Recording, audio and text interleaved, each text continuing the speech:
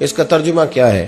आप फरमाते हैं इसका मतलब ये है कि जितनी कोई बंदा नेकी करे, अगर उसके मुताबिक नेकी कर दी जाए तो वो बदला होती है, और अगर थोड़ी बढ़ा के की जाए तो वो एहसान होती है।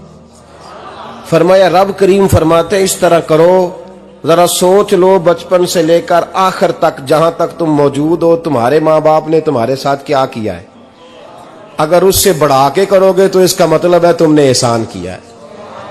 माँ बाप जो होते हैं ना, ठंडी छांव, मीठी जिंदगी। माँ अनपढ़ भी हो ना तो कम से कम यूनिवर्सिटी होती है, और बाप अगर बिल्कुल अंगूठा छाप भी हो ना, तो किसी कॉलेज में, मदरसे में, इदारे में ना पढ़ा हो, तो बेटे के हक में जिन चीजों की जरूरत होती है वो सारी अल्लाह बाप को अता करके भेजता है।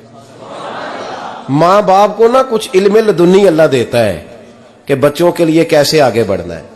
माँ बाप एक हुस्न है मुआशरे का। रब तबारक व तआला की देखे ना, अल्लाह अकबर, दुनिया में किसी की मोहब्बत जांचनी हो ना तो मोहब्बत की तमसील दी जाती है। वतिलकल अमसालु नदरिबुहा लिन्नास, अल्लाह लोगों के समझने के लिए मिसालें बयान फरमाता है। अल्लाह तबारक व तआला ने जब अपना आप समझाना चाहा ना, तवज्जो है मेरी बात पर, जब मालिक ने अपना आप समझाना चाहा तो मेरे रब ने माँ बाप की मिसाल बयान फरमाई। रब्बिरहमहुमा कमा रब्बयानी सगीरा, या अल्लाह उन दोनों पे रहम फरमा। और ये लफ्ज रब यहां दो माने में आया है, उलमा बैठे। रब का माना होता है तदरीजन पालना का, या अल्लाह उन दोनों पे रहम फरमा जिन्होंने मुझे रब बन के पाला। यानी मतलब क्या, यहां रबूबियत का माना पालने के माने में, तदरीजन पालना। मेरे नबी पाक सल्लल्लाहु अलैहि वसल्लम ने फरमाया अल्लाह तुमसे 70 माओं से ज्यादा मोहब्बत फरमाता है। ये इमाम सुयूती ने दुर्रे मंसूर में रवायत लिखी है। अच्छा भाई, अल्लाह ने भी मिसाल माँ की बयान फरमाई। फरमाया घर जाके अपनी अम्मा को देख लो, अम्मा तुमसे कितना प्यार करती है। बस उस प्यार को तोलना शुरू कर तो 70 माओं से भी ज्यादा रब तुमसे मोहब्बत फरमाने वाला है। माँ के सीने में ना, देखे ना, एक बच्ची होती है बीए, वो उसने कर लिया, उसकी अम्मा रोज कहती है बेटे सवेरे उठा कर। सास के पास जाएगी तो वो कहेगी कि इसकी अम्मा ने सवेरे उठना सिखाया ही नहीं, और बेटी कहती है अम्मा जी तो जावांगी वेखी जाएगी। अच्छा, उसकी शादी हो गई, उसकी सास ने आहिस्ता आहिस्ता शिकवे शुरू कर दिए, खामन से कहने लगी तू इसको उठाता ही नहीं सवेरे। वो भी कहता है कमरे में जाके अम्मा शिकवा करती है तू उठती नहीं। और बच्ची लाडली थी, वो नहीं थी उठती टाइम पे। जिंदगी के 22 साल 23 साल वो सवेरे नहीं उठी, वक्त पे नहीं उठी, मिसाल दे रहा हूं। फिर उसी बेटी को अल्लाह ने एक बेटा अता कर दिया। सुबह 100 आवाज उसकी अम्मा देती थी पर उसकी आंख नहीं खुलती थी, लेकिन उसी बेटी का बेटा शहरी के वक्त हल्का सा रोता है। सारी दुनिया सोई है पर अम्मा उसकी फटाफट जागती है, फटाफट जागती है। एक आदमी था तो उसकी बीवी इंतकाल कर गई और उसने तलाक दे दी। 10-11 साल का उसका बेटा था, उसने दूसरी शादी कर ली। एक दिन अपने बेटे से कहने लगा बेटे वो सगी अम्मा ठीक थी या ये वाली ठीक है? तो बेटा कहने लगा अब्बा जी ये ठीक है। वो सगी अम्मी झूठ बड़े बोलती थी, सगी अम्मी झूठ बड़े बोलती थी, झूठी थी, ये सच्ची है। उसने कहा बेवकूफ तेरी मां झूठी थी। उसने कहा अब्बा बड़ी। कहा किस तरह? कहने लगा अब्बा जी मैं ना, कभी आपको पता मैं शरारती हूं, कभी मैं शरारत करता था ना, कोई बर्तन तोड़ देता था तो मेरी सगी अम्मा मुझे थप्पड़ मार के बाहर निकालती थी। कहती थी मैं ताला लगाऊंगी बावर्ची खाने को, तुझे सारी रात रोटी नहीं देनी, तू आज भूखा ही रहेगा। बिल्कुल नहीं देना, सारी रात नहीं देना। बड़े दावे करती थी, कसमें उठाती थी, पर बड़ी झूठी थी। आधा घंटा भी नहीं गुजरता था तो गलियों में मुझे ढूंढने लग जाती थी, ढूंढ के लाती थी, ढूंढ के, और ला के ना तो गलती मेरी होती थी, रोना मेरी अम्मा शुरू कर देती थी। वे ओए मैनू ना सताया कर वे पुत्रा। फिर मेरी मर्जी का खाना मुझे पका के देती थी, मेरी मर्जी का। और फिर मेरी अम्मा मुझे तोहफा भी देती थी। अब्बा जी वो झूठी थी, पहले कह रही थी सारी रात नहीं देना, अब आधा घंटा। ये बड़ी सच्ची है जवाब भाई है। मैं शरारत करता हूं तो थप्पड़ मार के निकाल देती है, कहती है रोटी नहीं देनी। फिर मैं सारी रात रो के गुजारता हूं पर नहीं देती। ये सच्ची है, वो झूठी थी। तू मां के दर्द को क्या समझे। बच्चे तो कहते हैं अम्मा ने हमें कैद कर दिया, अम्मा कहती है मेरी मर्जी से खाओ। और तुझे नहीं पता उसने कैद नहीं किया, वो तुमसे प्यार बड़ा सच्चा करती, और बड़ा सच्चा प्यार करती है तेरे साथ, बड़ा सच्चा। बेटा बर्गर खा के आ जाता है, अम्मा कहती है रोटी खा ले, कहता नहीं आपने बैंगन पकाए हुए हैं मैंने नहीं खाने। तो अम्मा मिन्नतें करती है, कहती है चल तू दस की खाना है, तेनू सेवियां ना बना दिया, फटाफट दाल पक जाएगी, क्या खाएगा। वो अब्बा जी मेरी तरह करीब से कहते हैं छड़ पर भूख लगेगी तो आप ही खा लेगा। लेकिन अम्मा कहती है इसने रोटी ना खाई तो मुझे नींद नहीं आएगी। तो इस दर्द को समझना, मैं गुलाम हूं एक आस्ताने का, और मैं समझता हूं जो किसी का मुरीद ही नहीं उस पर तो साया ही नहीं, उसे चाहिए किसी बुजुर्ग का साया हासिल करे। लेकिन भाई ये बात भी बड़ी सच्ची है कि मेरे जैसे पीर के हाथ में 5,000 रुपया नजराना दो ना, पीर साहब दुआ करना, तो पीर साहब ने दुआ पक्की याद की हुई है सबके लिए, रट्टी रटाई, अल्लाह खैर करे अल्लाह भला करे, और सबके लिए रट्टा लगाया हुआ है। और अम्मा को बेटा वैसे ही कह जाए, वैसे ही अम्मा मैं इंटरव्यू देने जा रहा हूं, जरा दुआ करना, वो बीबियां मंगा के दुआए तंजीना पढ़ाना शुरू कर देती है, और सारी सारी रात मुसल्ले पे बैठी। इस दर्द को समझना। और भाई बड़ा वेल ड्रेस बेटा होता है, वेल ड्रेस नौजवान, वो 18,000 का जोड़ा पहनता है, 7,000 का जूता खरीदता है, वो कीमती किस्म की घड़ी इस्तेमाल करता है। लेकिन उसी बच्चे के जब अपने बच्चे होते हैं ना, तो बीबी को कहता है ये ले 10,000 रुपया, बच्चों के कपड़े खरीद ले, मेरे सही है अभी कल ही तो खरीदे थे। और बाप, और तू समझा ही नहीं यार, 30 साल बाप ने जवानी सारी सऊदी अरब को दे दी, लेकिन तेरा ख्याल रखा। मैं ऐसे लोगों को जानता हूं जिन्होंने 30-30 साल परदेश में कंबल नहीं बदला, और जहां गए थे तो एक कंबल खरीदा था फिर बदला नहीं। तू मां बाप के बारे में, और यहां बच्चे हिसाब करते फिरते हैं, भाई तो पिछले महीने भी 5,000 दिता सी, तुसी पैसे दा कर दे की हो, मां बाप से हिसाब करता है तू। तिरमिजी शरीफ के लफ्ज है, एक सहाबी ने आके अर्ज की या रसूल अल्लाह पैसे विरासत के नहीं, मेरे अब्बा जी ने नहीं दिए मुझे, और मैंने खुद मेहनत करके कमाए, अब मेरा अब्बा मुझसे पैसे मांगता है तो क्या करूं, और मेरे हैं, मैंने कमाए हैं, अब्बा जी ने नहीं दिए, विरासत नहीं, हिस्सा नहीं मिला। हुजूर मेरा अब्बा मांगता है तो मेरे लिए हुक्म क्या है। तो नबी पाक ने फरमाया क्या कहा तुमने, पैसे तेरे हैं? कहा हुजूर हाँ। तो फरमाया अब्बा किसका है?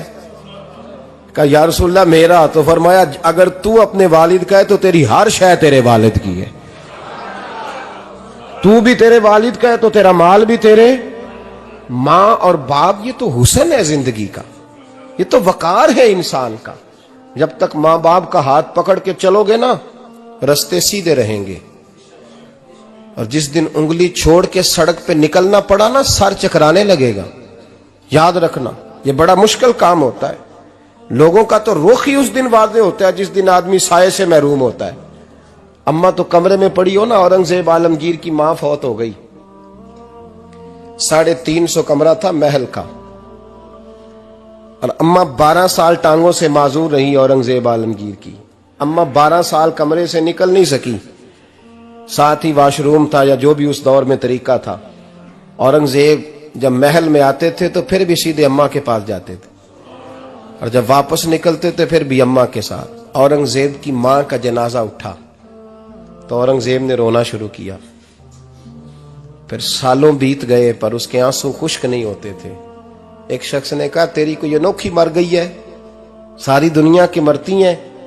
उसने कहा मैं बादशाह हूं, 24 घंटे लोगों का आना जाना है, बड़े दबदबे हैं, बड़े डेरेदारियां हैं, बड़ी भैंसें, बड़ी गायें, बड़े खाने वाले, बड़े लांगरी। मेरी मां बूढ़ी थी, एक कोने में पड़ी रहती थी, पर जब से वो गई है ये मुझे महल नहीं लगता, मुझे कब्रिस्तान लगता है।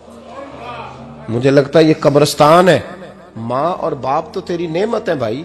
हम बच्चे, हमारे आजकल के बच्चों ने एक मसला बड़ा पक्का याद कर लिया, कहते मौलाना पीर साहब पसंद की शादी करना जायज नहीं। मैं कहता हूं साहब और भी बड़ी चीजें जायज है, एक ही शय जायज रह गई है। रसूल पाक सल्लल्लाहु अलैहि वसल्लम सिवाय अल्लाह के किसी के पाबंद नहीं, किसी के पाबंद नहीं। पर जनाब सैयदा खतीजतुल कुबरा रदी अल्लाह ताला अन्हा ने पैगामे निकाह दिया, या रसूलल्लाह मैं शादी करना चाहती हूँ, हुजूर किसी के पाबंद नहीं। पर मेरे महबूब ने फरमाया मेरा चचा मेरे वालिद की जगह है, मैं अपने चाचा से पूछ के तुम्हें जवाब दूंगा। यह है पसंद की शादी जो मेरे नबी ने बयान फरमाई है। तू सारा कुछ क्रॉस कर करके गुजर जाता है। यहां तो हाल यह है कि पालने वाला कोई और साये में बैठने वाला, बाग तेरे दी कर कर राखी मैं सारी उम्र गुजारी, तो जदों ये फल पकन ते आया ते लै गए होर व्यापारी। और बेटा गुजरता है अम्मा के दरवाजे के आगे से, अम्मा के दरवाजे के आगे बेटा अमरूद लेके आया है 6 किलो। तवज्जो है मेरी बात पर? इधर देखें जी, छोड़ें थोड़ी देर हमारी सुने। वो अमरूद लेके आया 5-6 किलो, तो अम्मा के दरवाजे के करीब से गुजर गया रात को। तो कमाई खाने का टाइम आया ना, तो गुजर गया। तो वो वजीर आजम से डरता है ना, तो जाके बीबी से कहता है बीबी के हकूक देना भी रसूलुल्लाह की सुन्नत है। लेकिन ये क्या बात हुई, तूने बीवी और मां का मुकाबला शुरू करा दिया? समझ तो सही, ये तेरे लिए काबे की जगह है और तू बीवी के लिए काबे की जगह है। उसे भी समझना चाहिए, गौर करना चाहिए। 5 किलो अमरूद लेके तो मां के कमरे के करीब से गुजर गया है। बीबी को जाके कहता है चल आधा किलो अम्मा को भी दे आ, उसके कौन से दांत हैं। तो प्लेट में डाल के वो लाई है। तू समझा ही नहीं, तूने गौर ही नहीं किया। बंदा तो वो ठीक नहीं था, नेपोलियन। पर किसी ने उससे पूछा था बता जिंदगी में पैसे लेने का मजा कब आया? उसने कहा कि मुझे मजा तब आता था कि मैं अपनी सारी कमाई ला के अपनी अम्मा के हाथ पे रखता था, और फिर जब मैं अपनी मां से थोड़ा थोड़ा खर्चा लेता था ना, थोड़ा थोड़ा, तवज्जो है मेरी बात पे? अम्मा जी 10 रुपए दे आज, कहते जब मैं थोड़ा थोड़ा खर्चा लेता था ना, तो मुझे यूं लगता था जैसे मैं बादशाह वक्त के सामने खड़ा हूं और वो खजाने का मुंह खोल खोल के मुझे देता जा रहा है। तू इस जायके को समझ तो सही भाई, तू इसको समझ तो सही भाई। याद रखें और गौर करें, मां और बाप। और फिर ये भी सुन लें, नबी पाक सल्लल्लाहु ताला अलैहि वसल्लम ने मां बाप के लिए फरमाया हुमा जन्नतुका व नारुक, यही तेरी जन्नत है और यही तेरे लिए जहन्नम है। अगर ये राजी हो गए तो तेरे लिए जन्नत है, नाराज हो गए तो चाहे तू 100 पीर के मजार पे हाजिरी दे आ, लेकिन जब तक अब्बा राजी नहीं उतनी देर तक अल्लाह राजी। ये हदीस पाक है, हुजूर ने फरमाया जिसके वालिद राजी उसका अल्लाह राजी, और जिसका बाप नाराज उसका अल्लाह। हाँ बेशक, अब ये हदीस है ना, तो सारे वली एक तरफ बैठ जाएं, कहें या अल्लाह बख्श दे मुरीद को। लेकिन अगर अब्बा कहे या अल्लाह ना माफ करना, तो अल्लाह उन औलिया की नहीं मानता, वालिद की मानता है। इसलिए बुल्ले शाह आसमानी उड दियां पढ़ना है, जेड़ा घर बैठा उन्होंने पढ़िया ही नहीं। भाई याद रखो, माँ बाप से प्यार करो, इनकी खिदमत करो, इनके पास बैठा करो, और माँ बाप को टाइम दें, वक्त दें, चंद घड़ियां उनके पास बैठें। आप यकीन करें, अब्बा जी से आप मशवरा कर ले, सिर्फ मशवरा, मर्जी बेशक अपनी करें, लेकिन उस मशवरे में आपको इतना साया मिलेगा कि जिंदगी में कभी नाकामी नहीं होगी। पर असी सज्जन दी मन्नी अब्बे दी नहीं मन्नी। तो फटे पे जो नलायक हमारी तरह का बैठा है उससे मशवरा लेना है, वालिद से नहीं लेना। बाप के पास बैठे, उससे मशवरा लें। मेरे अब्बा जी किसान थे, मैंने अपनी जिंदगी में ढेरों चीजें अपने बाप से सीखी हैं, दर्जनों चीजें सीखी हैं।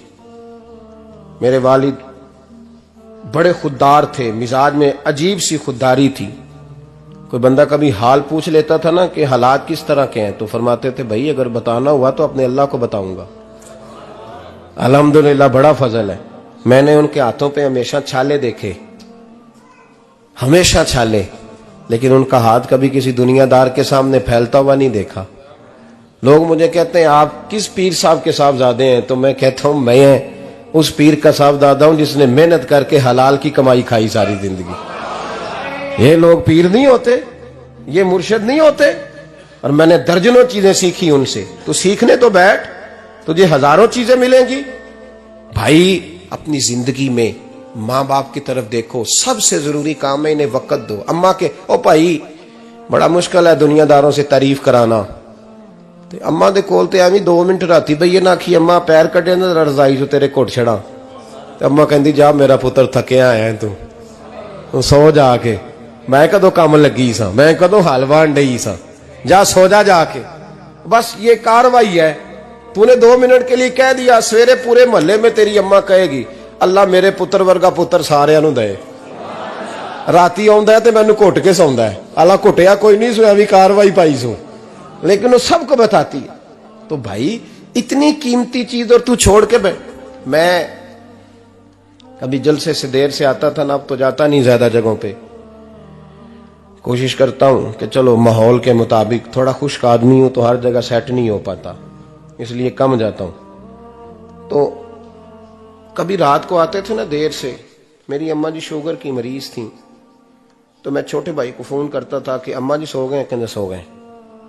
मैं कहता था कि तू ना इस तरह कर, नीचे आ जा, 2 बज गए, वो शुगर की मरीज है, आंख खुल जाए ना तो दोबारा लगती नहीं बुजुर्गों की, तो तू दरवाजा खोल दे, अंदर दस्तक दी तो दिक्कत होगी।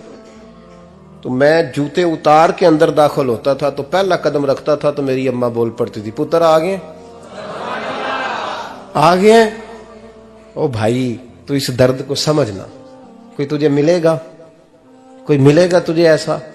अब मैं दूर दराज भी चला जाता हूं, उनकी जिंदगी में नहीं जा पाया, कहती हमने नहीं जाना, घर में रहना है, इस कैफ को समझ ले, इस दौलत के करीब हो जा। हजरत अबू हुरैरा रदी अल्लाह ताला अन्हु फरमाते हैं मेरी अम्मा बूढ़ी थी, मैं उनकी खिदमत करता था। बाप की खिदमत और माँ की खिदमत सबके हिस्से में नहीं आती, ये रब जिसे महबूब रखता है उसे ये मौके अता करता है। खुश नसीब है जिसे बूढ़ा बाप मिले और वो नौकरी करे, खुश किस्मत है जिसको बीमार माँ मिले और वो नौकरी करे। हजरत अबू हुरैरा फरमाते मेरी अम्मा बूढ़ी थी, तो उनका मैदा कमजोर हो गया था, तो मैं उठा के पखाना पेशाब करता था तो कई दफा मेरे ऊपर कर देती थी। ये हजरत इब्न जौजी अलैहि रहमान ने इसको लिखा है, फरमाते हैं मेरे दिल में ख्याल आता था कि मैं बड़ा खिदमत गुजार हूं अपनी माँ का। एक दिन मैं हजरत उमर के पास बैठा था उनके दौरे खिलाफत में, तो एक शख्स आ गया। उस शख्स ने आकर के कहा कि हजरत उमर से हुजूर एक मसला पूछना है। फरमाया पूछो। वो कहने लगा हुजूर मेरी अम्मा बूढ़ी हो गई है, बीमार रहती है, मरीजा है, मुझे आवाज देती है बेटे पेशाब आया है, आवाज देती है, तो मैं अम्मा को उठाता हूं। अभी मैं बैतुल खिला तक वॉशरूम तक जाता नहीं कि मेरी अम्मा मेरे ऊपर पेशाब कर देती है। हजरत उमर से कहने लगा हुजूर बचपन में मैं अम्मा पे पेशाब करता था, अब अम्मा मेरे ऊपर कर देती है तो हक अदा हो गया ना। हजरत अबू हुरैरा कहते हैं जब उसने सवाल पूछा तो मेरे भी कान खड़े हो गए।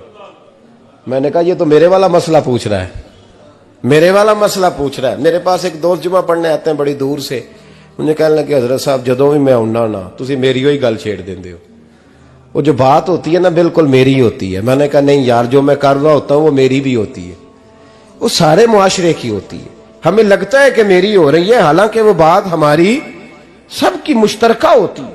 सुन ले और याद रख लें। हजरत अबू हुरैरा फरमाते मेरे कान खड़े हो गए। मैंने कहा इसने तो मेरी बात पूछनी शुरू कर दी। हजरत फारूक आजम से कहने लगा हुजूर बचपन में मैं अम्मा पे पेशाब करता था, वो मेरे ऊपर कर देती है तो हक अदा हो गया। हजरत उमर कहने लगे नहीं कोई नहीं हुआ। उसने कहा हुजूर मुझे समझाएं, वो सारे काम जो मैं अम्मा के साथ करता था अम्मा मेरे साथ करती है तो क्यों नहीं हुआ। हजरत उमर कहने लगे भाई पेशाब तो तू भी अम्मा पे करता था और अम्मा भी तेरे ऊपर करती है, पर तेरी और तेरी मां की सोच में बड़ा फर्क है। उसने कहा हुजूर किस तरह, तो क्या जवाब है सैयदना फारूक आजम का, लौ काना नबिय्यम बाद लकाना उमर इब्न खत्ताब। क्या जवाब है। हजरत उमर फरमाने लगे तेरी और तेरी मां की सोच में बड़ा फर्क है। कहा हुजूर किस तरह। फरमाया जब तेरी अम्मा तेरे ऊपर पेशाब करती है ना तो तू दुआ करता है कि या अल्लाह बूढ़ी हो गई है इसे पर्दा दे दे, और जब तू अपनी अम्मा पे पेशाब करता था तो वो दुआ करती थी या अल्लाह मेरे लाल को लंबी जिंदगी अता फरमा। फरमाया ये तेरा और उसका फर्क है, तू पर्दे की दुआएं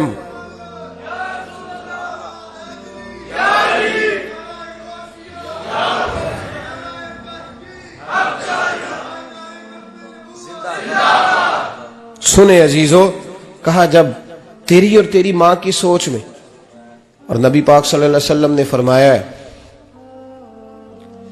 जितने भी गुनाह इंसान करता है ना, अल्लाह करीम सजा को रोक देता है, कयामत में सजा देगा। और जो माँ बाप का नाफरमान है ना, उसको दुनिया में भी सजा मिलेगी।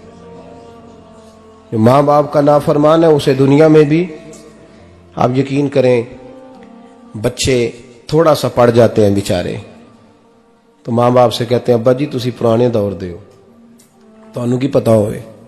और तुझे पता ही नहीं भाई, तुझे खबर ही नहीं, ये पुराने दौर के नहीं, तू बेवकूफों के दौर का है। तू समझ ये कोई तालीम है? अकबर अलाहाबादी ने कहा था हम ऐसी लाखों किताबें काबिले जब्ती समझते हैं, जब्त करने को दिल करता है। हम ऐसी लाखों किताबें काबिले जब्ती समझते हैं जिनको पढ़ के बेटे बाप को खबती समझते हैं। बात है करने वाली, मां और बाप इतना बड़ा दर्जा है। और भाई सुन लो और इस बात को याद रखना, दुनिया में सियाबी होने से बड़ी विलायत कोई नहीं। सारे वली गौस कुतुब अब्दाल मिलके भी सियाबी के कदमों की खाक तक को नहीं पहुंच सकते, लेकिन हजरत अवैसे करनी सियाबी नहीं बन सके सिर्फ अपनी अम्मा की वजह से, पीछे रहे। महबूब ने फरमाया तू वहां रह के मां की नौकरी कर, तेरा नबी तुझसे राजी है। इतना बड़ा काम उन्होंने छोड़ दिया, हुजूर की जाहिरी जियारत नहीं कर पाए, और तू कहता है मैं फलाने पीर साहब के आस्थाने पे होता हूं, अम्मा बड़े भाई के पास होती है, मैं जाता हूं तंजीमों के साथ, जमातों के साथ, और अम्मा फलाने के साथ। ये कैसी बात हुई? ये किस तरह का मसला हुआ? जो तेरी ड्यूटी है उस ड्यूटी को पहले अदा कर, नौकरी को पहले कर, फराइज का अदायगी पहले कर। तू फर्ज छोड़ के नफल के पीछे जा रहा है, इस काम को पहले सर अंजाम दे। मेरे नबी पाक सल्लल्लाहु अलैहि वसल्लम ने फरमाया वालिदैन के नाफरमान को दुनिया में सजा मिलती। हजरत मालिक बिन दिनार रहमतुल्लाह ताला अलैह फरमाते मुझे अल्लाह ने 60 हज करने की तौफीक अता फरमाई। कितने? बोल के बताएं। जिस बंदे के पास इतने पैसे हों कि हज पे जा सके, आ सके, और जितने दिन रहना है घर वालों को खर्चा दे सके, उस पर हज करना फर्ज है। पता है आपको, उस पर हज करना। इसलिए बयान कर रहा हूं कि हज की दरखास्तें जा रही हैं। हम पता क्या कहते हैं? हम कहते हैं बच्चे बड़े होंगे, शादी करूंगा फिर जाऊंगा। ये किसने फतवा दिया है? ये किससे आपने पूछा है? वो जब बड़े होंगे उनकी शादी की चीज उस वक्त आप पे फर्ज होगी। अभी जो फर्ज है उसको अदा करें। और ये तिरमिजी शरीफ की हदीस है, याद रख लें। नबी पाक सल्लल्लाहु अलैहि वसल्लम ने फरमाया जिस पर हज फर्ज था उसने किया नहीं, बगैर हज किए मर गया, या यहूदी होके मरेगा या ईसाई होके मरेगा। इतना बड़ा हुक्म है हज के हवाले, लेकिन लोग इंतजार करते रहते हैं पता नहीं किस चीज का। जब आपको अल्लाह मौका दे, हिम्मत दे, तो पहली फुर्सत में ये फरीजा अदा करें, ये जरूरी काम है। हजरत मालिक बिन दिनार फरमाते मैंने 60 हज किए। एक हज के मौके पर मैंने बड़ा रश देखा, लाखों का इज्तिमा हुआ। मेरी बातों की समझ तो आ रही है ना आप दोस्तों? जो नहीं बोल रहे उन्हें भी आ रही है ना? अल्लाह जज़ा दे। कहते लाखों का मजमा था, तो मेरे दिल में ख्याल आया, मैंने कहा अल्लाह इतने लोग आए हैं, इनका हज कबूल भी हुआ है कि नहीं? फरमाते मैं सोच रहा था, तो रात को ना ख्वाब में मैंने किसी कहने वाले को कहते हुए सुना कि सबका कबूल हो गया है। बल्ख का रहने वाला मोहम्मद बिन हारून बल्खी है, उसका हज कबूल नहीं हुआ। फरमाते हैं शहरों के अलग-अलग खैमे लगते थे। अब भी आप हज करने जाएं तो पाकिस्तानियों की रिहायशें अलग होती हैं, इंडियन की अलग, बांग्लादेश के अलग, मिस्री, यमनी, सब लोग अलग-अलग रिहायशें होती, झंडे लगे होते हैं मुल्कों के। कहते मैंने सवेरे उठ के ढूंढना शुरू कर दिया, ढूंढता हूं वो बंदा मिले। कहते जहां बल्ख शहर के लोग रहते थे वहां चला गया, तो मैंने लोगों से पूछा तुम में मोहम्मद बिन हारून बल्खी कौन है? लोग कहने लगे वो तो बड़ा नेक आदमी है, परहेजगार है, बड़े भोले भाले, बड़े अल्लाह वाले, रियाज आपको बस हम ही जानते हैं, वो तो बड़ा नेक है, परहेजगार आदमी। कहते मैंने कहा अच्छा कहां है? उन्होंने कहा पहाड़ के पीछे उसने खैमा लगाया हुआ है, सारी रात इबादत करता है, सारा दिन रोजा रखता है, कायमुल लैल है, साइमुद दहर है। क्या बात? फरमाते हैं मैं उन लोगों की बात सुन के हैरान हो गया कि मुझे क्या बताया गया, ये क्या कह रहे हैं। फरमाते हैं मैं पहाड़ के पीछे गया। हजरत मालिक बिन दिनार अलैहि रहमा फरमाते हैं जब मैं वहां पहुंचा तो मैंने उस शख्स को मुसल्ले पे बैठे देखा। कसरत इबादत के आसार उसके वजूद पर नजर आ रहे थे। सीधा बाजू उसका कटा हुआ था। फरमाते 2 रकते मुकम्मल करके ना मैंने उससे अस्सलाम वालेकुम कहा तो मुझे कहने लगा वालेकुम अस्सलाम, आप मालिक बिन दिनार हैं। मैंने कहा बड़ी इसकी फिरासत है। फरमाते फिर उसने ठंडी सांस ली, कहने लगा आपको ख्वाब आई होगी कि मेरा हज कबूल नहीं हुआ। फरमाते हैं मुझ पर और बिजली गिरी कि क्या कह रहा। फरमाते मैंने कहा यार लोग भी तेरी तारीफ कर रहे हैं और तेरी बसीरत भी बड़ी है, तो ये माजरा क्या है। कहने लगा आप ना पूछें। ये कह के उसने रोना शुरू किया, देर तक रोता रहा। मैंने कहा नहीं यार तू बता। कहने लगा नहीं आप ना पूछें, आप नाराज होंगे। मैंने कहा मैं नहीं होता, तू बोल ना। कहने लगा हुजूर 24 साल हो गए मुझे हज करते हुए, 24वां हज है मेरा, और हर साल कोई अल्लाह का वली आके बताता है कि जा चला जा तेरा कोई नहीं कबूल हुआ। बेपरवाही वेख सज्जन दी जिथे किसे दी पेश ना जावे, उन्हें ताजा वाले दर दर रोले ते मंगते तख्त बिठावे। आजम किसे नु कारा मिलदा ही कोई काबे खाली आवे। कहते हैं उसने मुझे कहा हुजूर 24वां हज है, हर साल कोई बताता है। मैंने कहा तेरी गलती। कहने लगा मैं अपनी मां का नाफरमान। मैंने कहा वाकया क्या हुआ। कहने लगा हजरत अल्लाह ने मुझे दौलत दी, माल दिया, जमीनें दी, तो मैं अय्याश हो गया। आप यकीन करें अल्लाह लोगों को माल देता है तो वो समझते हैं मेरी चालाकी से आया है, मैं तेज बड़ा था इसलिए आया है। नाफरमान होते हैं। लेकिन जो रब लेना जानता है, देना जानता है, वो लेना भी। वारस शाह मान करी ना वारसा दा, रब बेवारसा करके मार दई। लोग बड़े स्मार्ट बन जाते हैं, उनकी गुफ्तगू में बड़ा तकब्बुर होता है, उनके निगाहों के अंदाज में बड़े, वो कहते हैं ओहो सब लोग बेवकूफ हैं, सिर्फ मैं सियाना हूं, काम जो सही चल रहा है। ओ भाई 1 मिनट लगता है इंसान को बादशाह से फकीर होने में। एक इमाम मालिक रहमतुल्लाह अलैह बैठे थे तो हारून रशीद आपसे कहने लगा इमाम अबू मालिक से, हजरत बताएं इस वक्त अल्लाह क्या कर रहा है। आप फरमाने लगे यार तू बड़े मोटे दिमाग का है, किस तरह के सवाल पूछता है। बादशाह था ना, कहा नहीं आप बताएं। तो इमाम मालिक फरमाने लगे तू तख्त पे बैठ के सवाल पूछता रहता है और मैं नीचे बैठ के जवाब देता रहता हूं, नीचे आ फिर बताता हूं। उसने कहा जनाब बताएं। फरमाने लगे तू सवाली है ना, तो तू नीचे बैठ और मैं ऊपर बैठता हूं। क्या जनाब आ जाए। हारून रशीद नीचे आ गया, इमाम मालिक तख्त पे बैठ गए। फरमाने लगे अब बता क्या पूछ रहा था। कहने लगा हुजूर पूछा था अल्लाह इस वक्त क्या कर रहा है।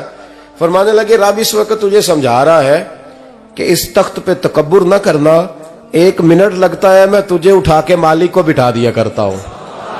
ये तुझे समझा रहा है, लिहाजा इस समझ पे कायम रहना, तकब्बुर न करना, 1 ही तो मिनट लगता है, ये तुझे समझा रहा है। तो वो शख्स कहने लगा मोहम्मद बिन हारून बल्खी इमाम मालिक बिन दिनार से कि हुजूर बड़ी दौलत थी तो मैं अय्याश हो गया था। रमजान का महीना था, अम्मा तंदूर में रोटियां लगा रही थी, मैं शराब पी के घर आ गया। हमारे यहाँ ये भी फैशन है ना, अब मेहंदी वाले दिन चौधरी साहब के डेरे पे जवान शराब पीते हैं तो पूछते हैं हाजी साहब आप तो हाजी भी हैं, तो डेरे पे मुंडे क्या करते रहे। कहते मैं डेरे तो था मैनू नहीं पता, वो कार लगे सन।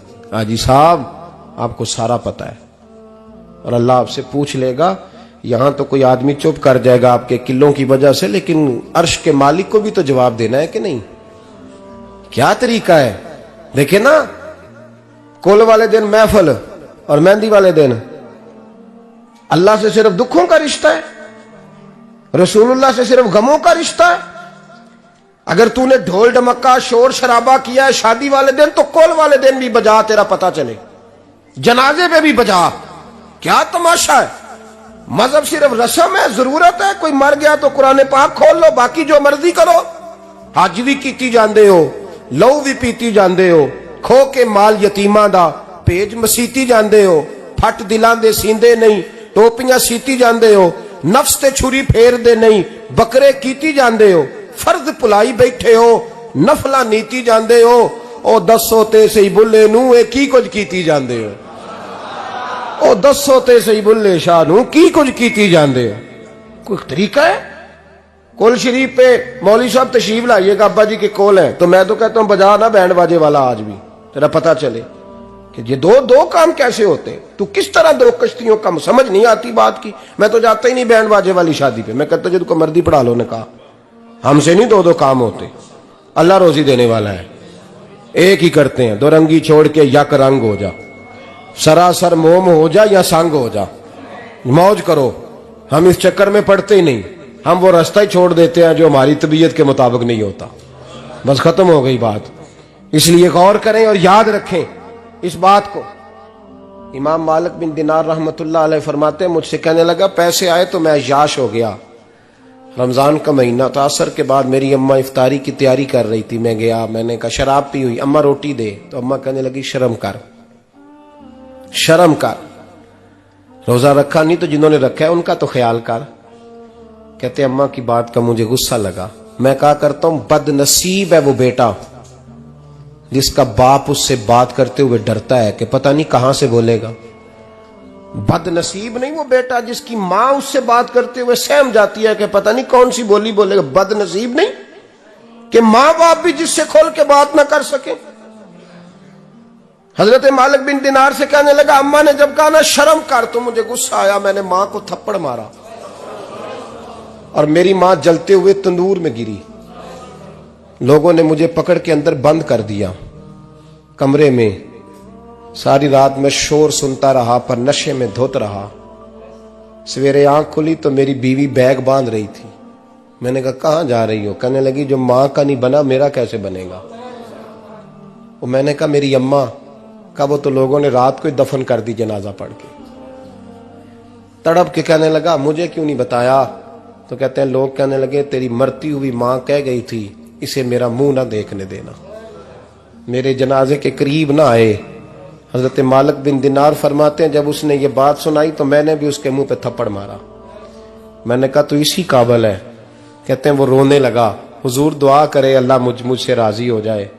कहने लगा जब मां की इंतकाल की खबर मिली तो मैंने कुल्हाड़ी लेके वो हाथ काट दिया जिससे मां को मारा था।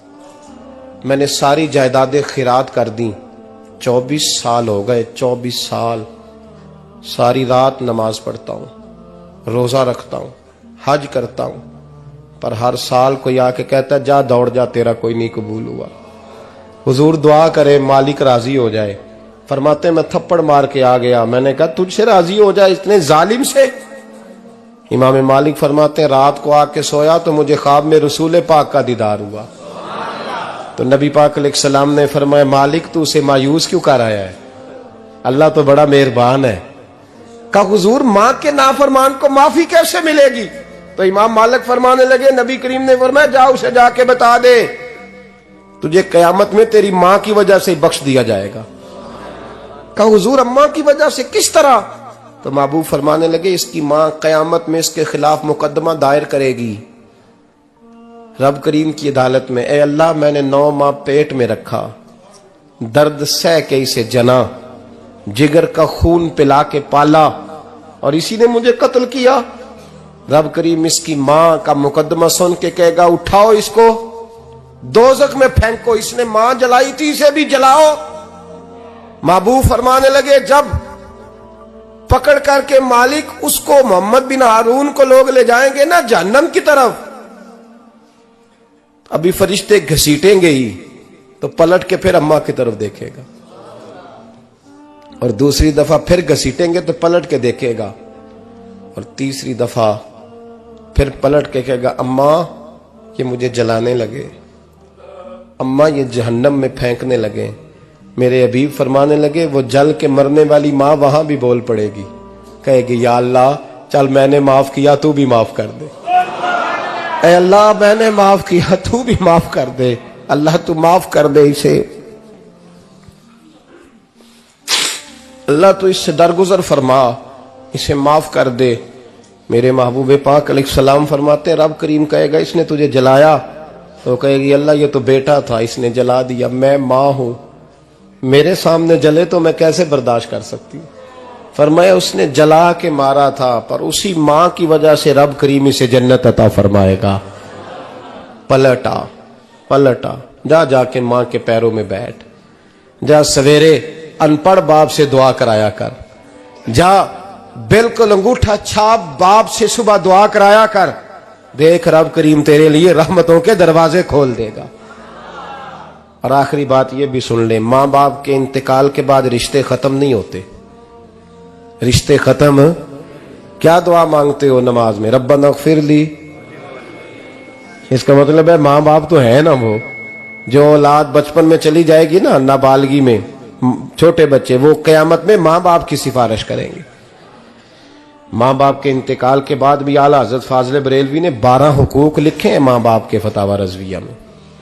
फरमाया उनके दोस्तों से दोस्ती रख, उन्होंने वादे किए थे वो वादे पूरे कर, अगर उनके जिम्मे कर्जे हैं तो अदा कर, और अगर तेरे मां बाप जो नेकियां करते थे वो नेकियां जारी रख। और इमाम जलालुद्दीन सयूती ने शरह सुदूर में लिखा है, जमीन पे रह के गलत काम ना करना, वरना फरिश्ते कब्र में जाके तेरे मां बाप को कहेंगे तो कितनी बुरी औलाद पैदा करके आया। और फरमाया तो दुनिया में रह के अच्छे काम कर, चाहे दुआ मांग चाहे ना मांग, फरिश्ते कब्र में जाके कहेंगे क्या बात है तुम्हारे बेटे की, कैसा लाल पैदा किया है, दुनिया खैर से भर दी है। और भाई मुझसे कोई बंदा पूछे ना कि मां बाप को इसाले सवाब का सबसे बेहतरीन तरीका, तो मैं कहता हूं बेटे नमाजी हो जाओ। क्या कर, ताकि हर नमाज की आखिरी रकत में तो कहे रब्बना इग़फिर ली। नमाज अल्लाह की, जिक्र मां बाप का, अल्लाह ने रख दिया है। रब्बना इग़फिर ली हर नमाज की हर आखिरी रकत में खत्म शरीफ पढ़ा जाएगा। और नमाज के अंदर पढ़ेंगे इंशाअल्लाह ताला, पढ़ेंगे नमाज इंशाअल्लाह, वादा नहीं करा रहा। दाढ़ी किसकी सुन्नत है? नहीं, जिन्हें नहीं रखी हो बोलो, जिन्हें रखी हो तो बोलन डाया ने। किसकी सुन्नत है? तो सरकार के गुलामों ने रखनी है, किसी और ने रखनी है? गुलाम कहते हैं अभी हम नेक ही नहीं, नेक होंगे तो रखेंगे। वो खुदा के बंदो, नेक तो सारी जिंदगी बंदा नहीं होता। कभी किसी ने दावा किया है वली गौस कुतुब ने कि अब मैं बिल्कुल गुनाह नहीं करता, मैं पाक साफ हो गया हूं? किया कभी?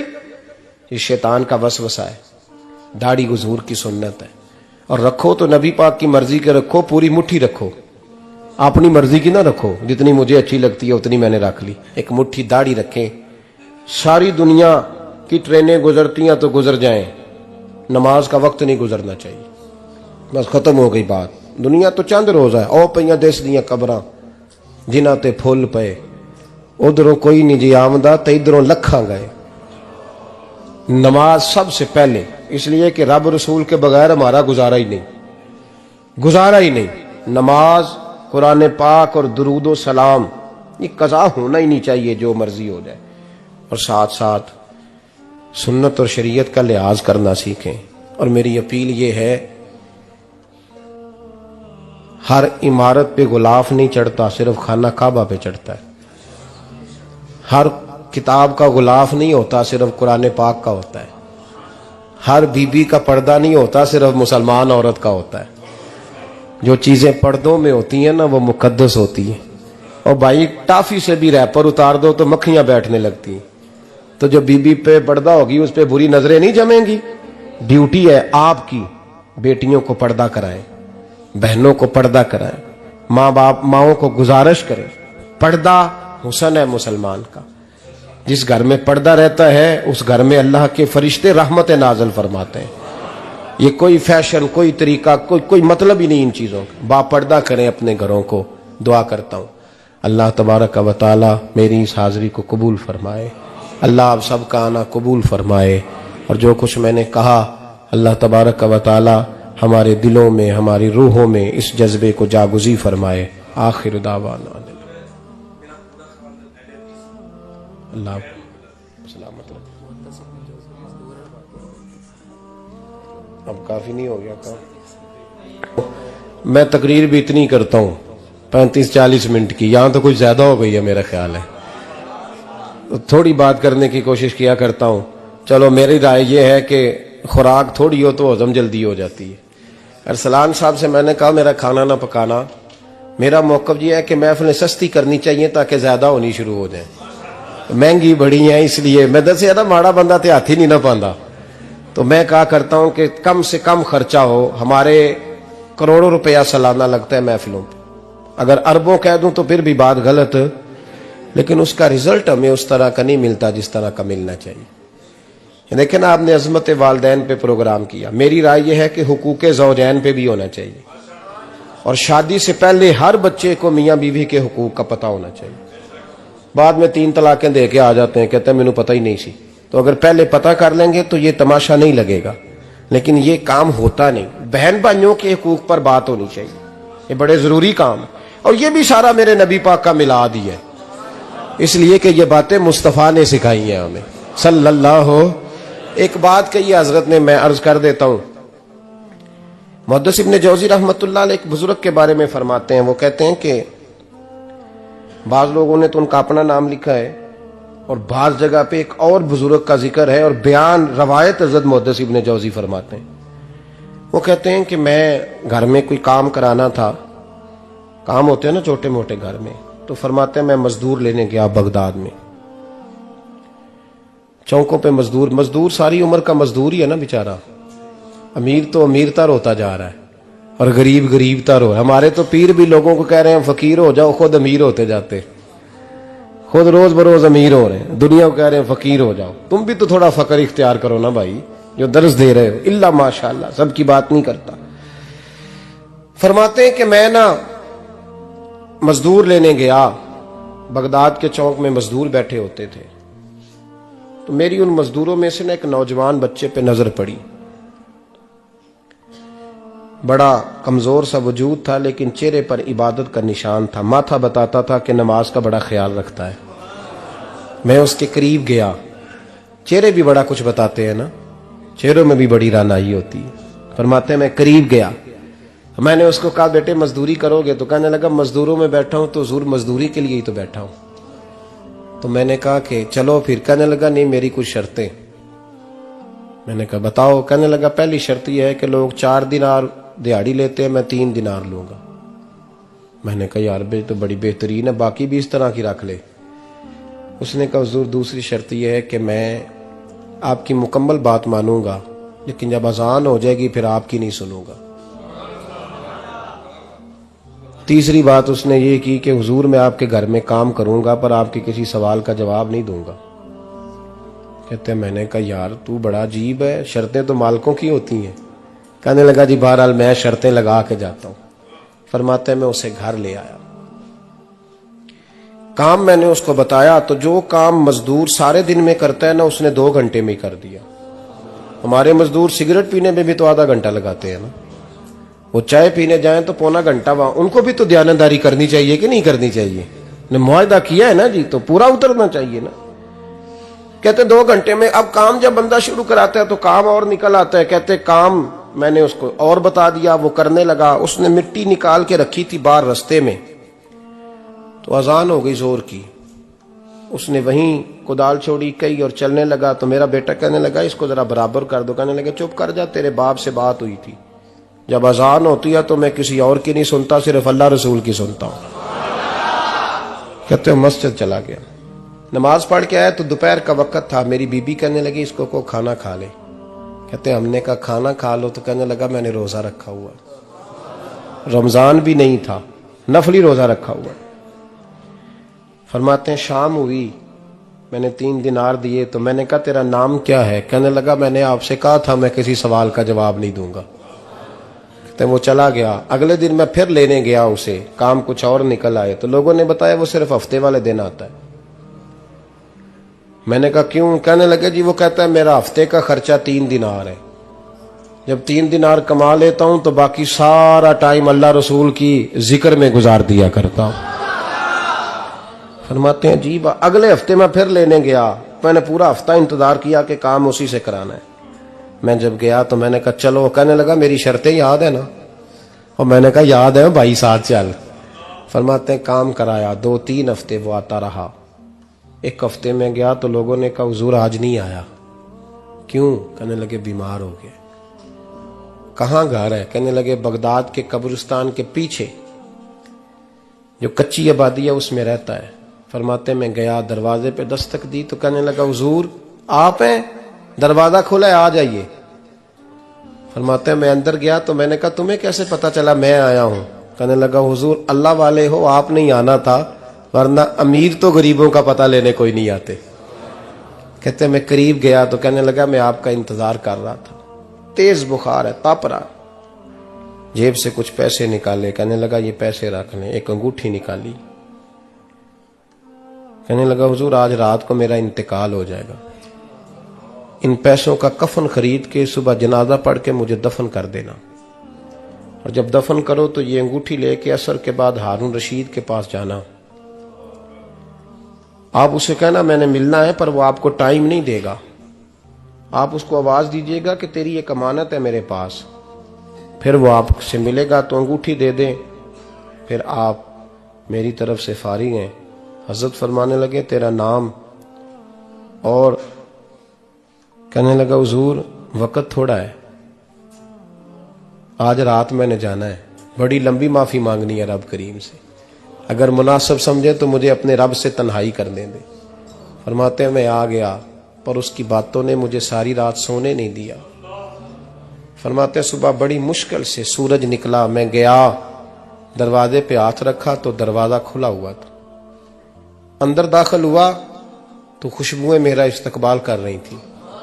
जब चेहरे से कपड़ा हटाया तो उसका तो इंतकाल हो चुका है, इंतकाल हो चुका है, ऐसे जैसे किसी का दीदार करके सोया है। कहते मैं तो 2 आदमी ले गया था जनाजे पे, पर पता नहीं दुनिया किधर किधर से आई, कहां कहां से। अखा जदों मीटियां जमाना मैनू रोवेगा, अपना ते अपना बेगाना मैनू रोवेगा, अपना ते अपना। और मियां साहब ने कहा था बाद मरन दे मुखड़ा मेरा हो जावे जे ताजा, फिर समझ लेना महबूब मेरे ने आन पड़िया जनाजा। और किसी उर्दू के शायर ने कहा था मेरे मरने पे हर सू शोर मच जाएगा देखोगे। अल्लाह मेरे मरने पे हर सू शोर मच जाएगा देखोगे, कहने अलविदा सरकार खुद तशरीफ लाएंगे। फरमाते हैं मैं तो 2 बंदे ले गया था, पर पता नहीं मखलूक कहां कहां से आई। जनाजा पड़ा, दफन किया। हारून रशीद के पास में असर के बाद गया, मैंने बुलाना चाहा पर बादशाह था, मेरी तरफ देखा ही नहीं। मैंने उसको कहा तेरी एक अमानत मेरे पास है। फरमाते हैं वो मुझे कोने पे ले गया, क्या बात है, कमरे में बुलाया, मैंने अंगूठी दी। हारून रशीद तो चीखे मारने लगा, कहने लगा अंगूठी वाला कहाँ है? मैंने कहा वो तो इंतकाल कर गया। कहने लगा मुझे कब्र पे ले चल। कहते मैं कब्र पे लाया तो वो लेट गया, तड़प के रोने लगा। मैंने कहा मेरा कलेजा फट जाएगा, ना उसने कुछ बताया ना तूने बताया, ये कौन था? तो हारून रशीद कहने लगा ये मेरा बेटा था। मैंने कहा तेरा बेटा और मजदूर? कहने लगा हुजूर ये हजरत दाऊद ताई के पास बैठा करता था, उनका मुरीद था, मुझे रोज कहता था अब्बा तूने बड़ी दुनिया इकट्ठी कर ली है, मरते वक्त तुझसे टांगे समेटी नहीं जाएंगी, इतना हिसाब नहीं तू दे सकेगा। मैं इसको समझा देता, इसकी अम्मा समझा देती। ये रोज हमें कहता छोड़ दो आ जाओ अल्लाह रसूल की बारगाह में झुक जाएं, हम समझ। एक दिन ये चला गया, कहने लगा फिर तुम्हारा रास्ता और है और मेरा रास्ता और है। ये सोने की अंगूठी गलती से इसके पास रह गई थी, गलती से हीरे की अंगूठी चली गई। कहने लगा देखो मेरे बेटे ने आज वो भी वापस कर दी है।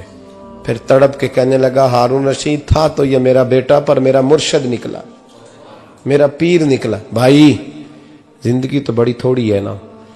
बाबा साहब ने कहा था उठ फरीदा सुत्या, और दाढ़ी आ गया ही पूर, अग्गा नेड़े आ गया ही, पिछा रह गया ही दूर। उठ फरीदा सुत्या खलकत वेखन जा, मते कोई मिल जाई बख्शिया ते तू ही बख्शिया जा। उठ फरीदा सुत्या झाड़ू दे मसीत, तू सुते रब जागदा तेरी डाडे नाल परीत। मेरा रब हमें भी अपनी बारगाह में कबूल फरमाए। आखिर दावाना अनिल हम्दुलिल्लाह।